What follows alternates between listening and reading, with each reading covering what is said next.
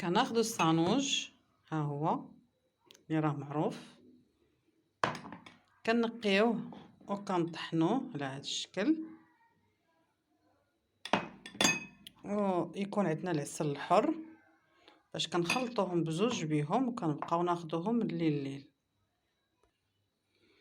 وها هي الخلطه ديالنا دابا واجده. كنخلطوا الجهد اللي يدينا واحد الاسبوع.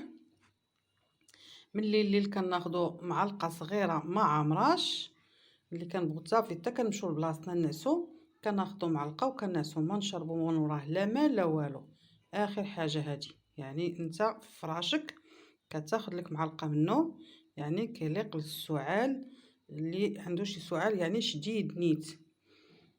راه دقه ببطله، وصفه ممتازه.